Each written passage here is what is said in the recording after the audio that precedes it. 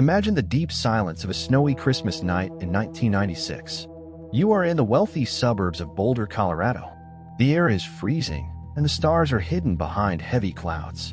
Inside a massive Tudor-style mansion, the Ramsey family is finally asleep. John is a successful businessman, and Patsy is a former beauty queen. They have 2 children, Burke, and their 6-year-old daughter, JonBenet. The house is filled with expensive toys and festive decorations. But at 5:30 in the morning, the peace is shattered. Patsy walks down the back staircase to the kitchen and finds a 3-page handwritten note on the floor. Visualize the shock as she reads the words. "We are a small foreign faction. We have your daughter."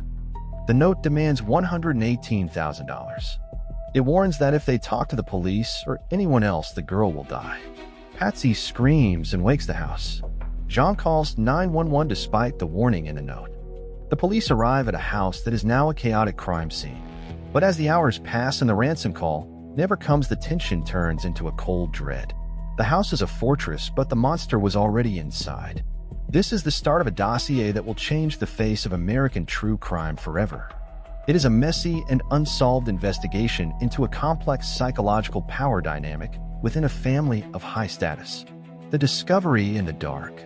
The morning turns into afternoon, and the house is full of friends and detectives. At 1 o'clock, the lead investigator asks John Ramsey to search the house one last time. John goes straight to the basement. He walks into a small windowless room used for storage. He turns on a light and sees a white blanket. Beneath it lies the body of his daughter. She is still wearing her white pajamas. Her hands are tied above her head with a nylon cord. A piece of black duct tape is over her mouth. Visualize the scream that John lets out as he carries her body upstairs. By moving her, he has destroyed the primary crime scene. The forensic details are horrifying. A wooden garrote was used to strangle her, and she has a massive fracture on her skull. The investigation is a disaster from the first minute. The house was not sealed. Evidence was stepped on. Clues were lost in the snow. But the biggest mystery is the ransom note. It was written on paper from inside the house. It was written with a pen from the kitchen. This is the trace that no one can explain. How can a kidnapper spend 30 minutes writing a long note inside a house full of sleeping people? The pageant and the shadow. Think about the image of JonBenet that the world saw. A small girl in heavy makeup and elaborate costumes. A child beauty queen performing for the cameras. This image created an intense expression of public fascination and judgment. The public begins to look at the parents. They see a mother who lived through her daughter's fame. They see a father who was powerful and distant. The criminal psychology of the case suggests that the pageant world was a mask for a much deeper family conflict. Detectives analyzed the conflicting clues. There was a broken window in the basement, but there were no footprints in snow outside. There was a strange mark on the girl's skin that some say came from a stun gun, but others say it was just a piece of a toy. The investigation is a labyrinth of theories. Was it an intruder who hid in the house, or was it a tragic accident covered up by a desperate family? Every crime leaves a trace, and in the mansion of the Ramseys, every trace points in a different direction. Launch directly into the minute-by-minute reconstruction of the ransom note. This is the most controversial piece of evidence in the dossier. Visualize the dark ink on the yellow notepad. Forensic linguists spend years analyzing every word. The note is long and dramatic. It uses phrases from famous movies like Ransom and Speed. It mentions a small foreign faction that no one has ever heard of. The amount of money requested, $118,000, is exactly the amount of John Ramsey's Christmas bonus from that year. How would an intruder know this specific number? This is a trace that points directly back to the household.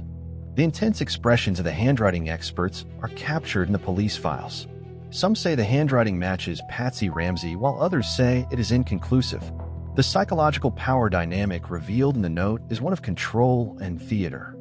It feels like a script written by someone who wanted to create a distraction. The basement secrets. The basement room where the body was found is the heart of the mystery. Natural soft light illuminates the storage area in the forensic reconstruction. The door was latched from the outside. The window was broken, but spiderwebs around it were still intact.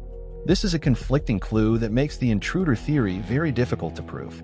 Detectives find a footprint near the body that does not match any family member's shoes. But they also find fibers from Patsy's red sweater on the duct tape over the girl's mouth. The forensic details are messy. Was the tape placed there while she was alive, or was it part of a staged kidnapping? The garrote was made from a paintbrush from Patsy's art supplies. This is another trace that stays within the walls of the mansion. The criminal psychology suggests a perpetrator who had time and access to everything in the house. The voice on the tape, think about the 911 call that Patsy made. At the very end of the recording, when Patsy thinks she is hung up, there are 6 seconds of muffled voices in the background. Digital enhancement reveals what sounds like a conversation between 3 people. A man's voice says, "We are not speaking to you." A woman's voice says, "What did you find?" And then a small voice that sounds like a child says, "What did you do?" The Ramseys always maintained that their son Burke was asleep during the entire event, but the tape suggests he was awake and in the kitchen. This is a massive forensic identifier that suggests a family secret. The intense expressions of the technicians who listened to this audio are part of the legend. It is a trace of a conversation that was never meant to be heard. Every crime leaves a trace, and this one is a whisper from the past that haunts the dossier. Now visualize the possibility of a shadow moving through the house. The intruder theory is the focus of a second group of investigators. They look at a small smudge on the girl's leggings that contains DNA from an unknown male. This is the ghost in the machine. This DNA does not match anyone in the house or anyone in the police database. This is a trace that suggests a predator did enter the home. They find a small open grate in the back of the house. They find a strange candy cane left on the grass. The criminal psychology of an intruder will be someone who was obsessed with the pageant world. Someone who had watched John Bonet from the shadows of the parades. They analyzed the severe expressions of the people in the Boulder community. There were dozens of suspects. A man who played Santa Claus at the family party. A local photographer. A drifter who obsessed over the girl's photos. The stun gun theory. Forensic experts look at 2 small marks on the girl's neck and back. They are perfectly spaced. Some investigators believe they are burns from a stun gun used to quiet the child during the abduction. This would explain why no one heard a scream in a house with thin walls. But other experts say the marks match the distance of the wheels on a piece of a toy train set found in the basement. This is the ultimate conflicting clue. Is it a sign of a professional kidnapper or a sign of a domestic accident involving a toy? The natural lighting of the crime scene photos shows the red marks against the pale skin. It is a haunting image that creates a powerful sense of an enduring mystery. The dossier is a battle between 2 worlds, the world of the family and the world of the stranger. The pineapple evidence. During the autopsy, the coroner finds pieces of undigested pineapple in the girl's stomach. This is a crucial forensic detail. It means she ate shortly before she died. In the kitchen, detectives find a bowl of pineapple with a spoon. The fingerprints on the bowl match Burke Ramsey. The fingerprints on the spoon match Patsy. But the parents told the police that John Bonet went straight to bed after they got home and never had a snack. Why would they lie about a bowl of fruit?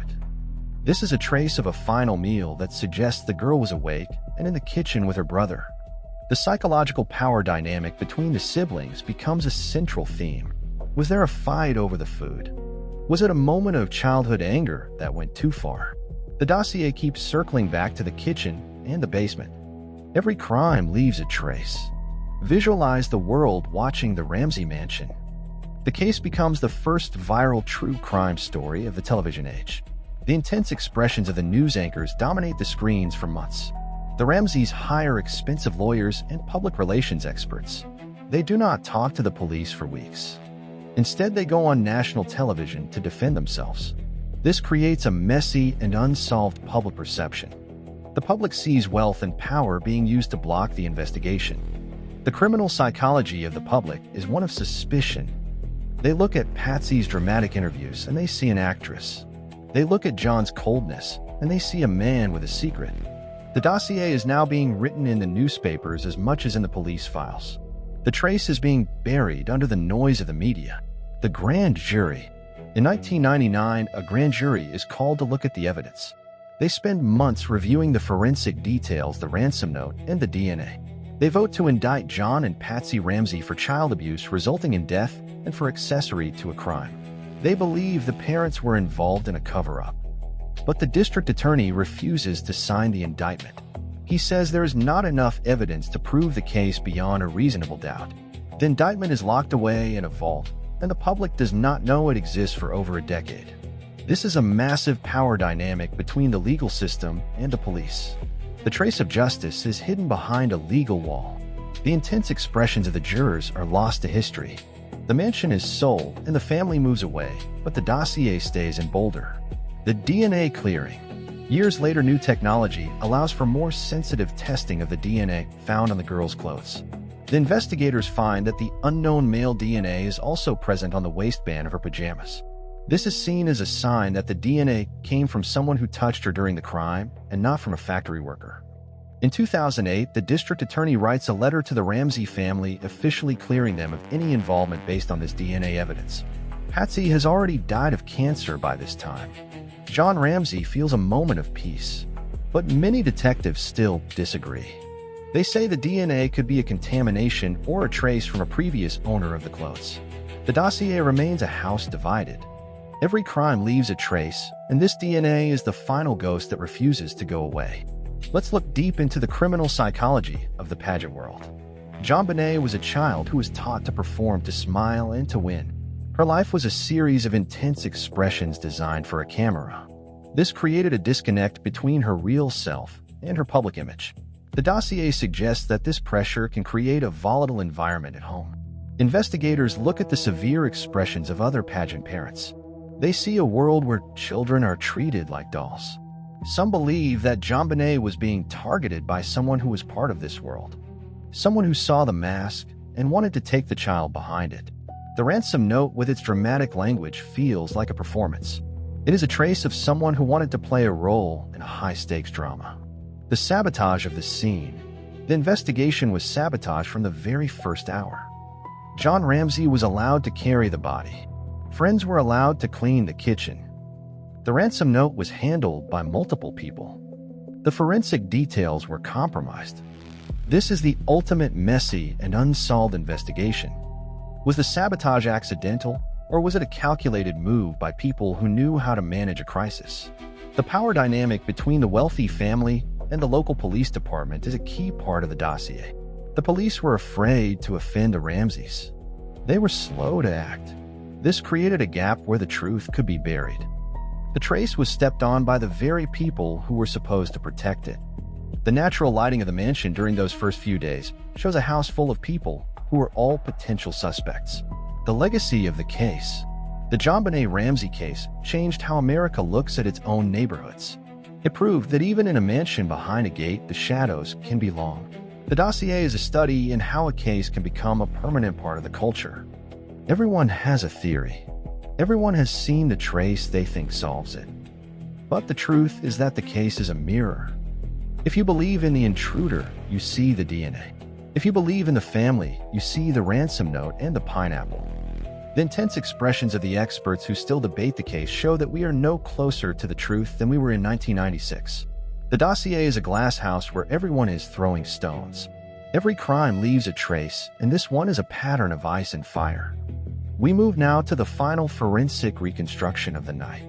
Close your eyes and listen to the cold wind outside the Tudor mansion. Visualize the 6-year-old girl asleep in her room. The criminal psychology of the night is a mystery that has no exit. The trace is a garrote made of a paintbrush. The trace is a ransom note written on a kitchen pad. The trace is a bowl of pineapple on the table. The dossier of JonBenet Ramsey is a story of a child who was lost twice. Once in the basement and once in the headlines. The intense expressions of the world have moved on to other cases, but the ghost of the Colorado mansion is still there. She is the girl who never got to grow up, and the mystery that never got to be solved. Every crime leaves a trace, and this one is a snowflake that will never melt. The final call to action. This investigation into the glass house has reached its end. You have walked through the mansion and through the basement of secrets. You have seen the intense expressions of the parents and the detectives. This is Mind 74, and we are the guardians of these cold files. Do you have a mind for the truth? Do you believe the intruder was real, or was the secret kept within the family? Your theory is the final piece of this dossier. Join our community of investigators by clicking the subscribe button right now. Do not let the truth stay buried in the snow. Turn on your notifications so you can be the first to hear when we unlock the next file. Leave a comment with your thoughts on the ransom note. Was it a script or a warning? Share this story with those who seek the truth in the shadows. I am your guide through these criminal mysteries, and I will return with a new dossier very soon. Keep your mind sharp. Keep your heart strong. And remember that even in the most perfect house, the truth is the only thing that cannot be hidden. Until next time.